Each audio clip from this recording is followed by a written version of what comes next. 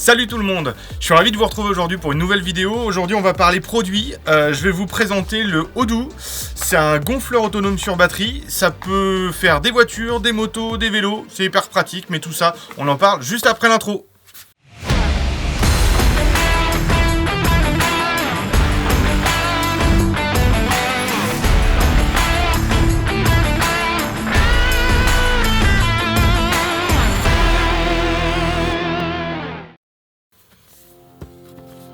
Voilà, donc petite présentation top shot du produit.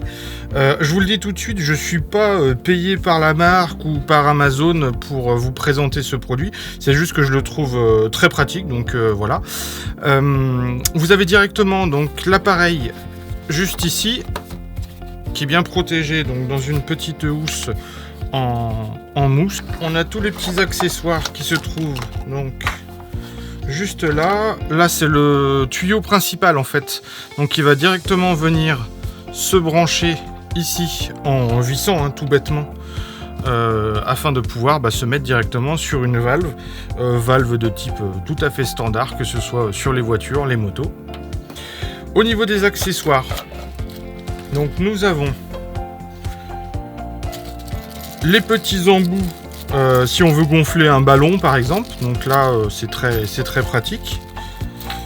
Vous avez le branchement en USB, donc ça c'est pour le recharger.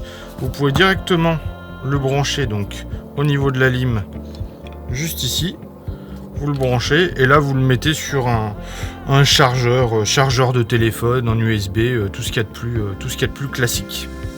Vous avez en fait une toute petite diode qui est juste ici, qui vous permettra de savoir si elle est en charge. Un câble de 3,50 m branché également au même endroit pour pouvoir l'alimenter, où là vous pouvez le recharger directement. Sachant qu'en fait l'appareil est doté d'une batterie interne. Donc une batterie, techniquement il y a 3 batteries à l'intérieur de 2000 mAh, donc ce qui lui confère quand même pas mal d'autonomie. Ça fait quand même un produit, alors pas lourd, je veux pas dire lourd, mais qui fait quand même un petit peu son poids. On est sur environ 600 grammes.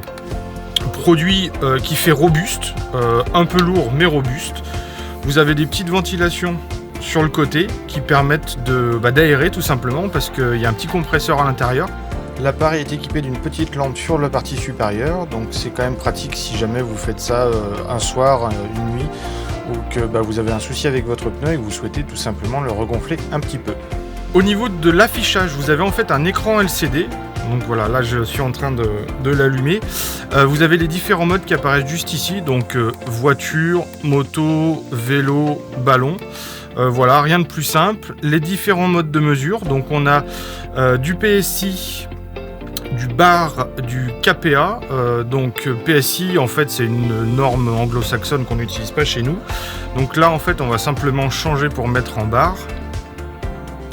Hop, voilà, donc ça se met à clignoter, on a la possibilité de changer, voilà.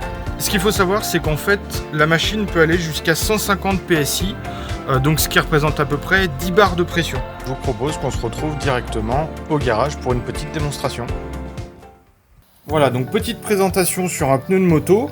Vous enlevez simplement le bouchon de la valve, vous vissez, rien de plus simple. Vous entendez un petit peu d'air qui sort, mais si vous vissez rapidement, c'est 2 fois rien. Et vous pouvez allumer l'appareil. Voilà. Donc là, vous voyez, en fait, j'ai volontairement baissé la pression du pneu. Donc là, on est à 1,2 bar. Moi, le constructeur, par exemple, préconise 2 bars. Donc simplement, on va dire à l'appareil, je veux 2 bars. Tac. Alors, mettez un petit peu plus et puis vous vérifiez après. Voilà, il se cale. Et vous faites OK. Et il va se mettre en marche directement.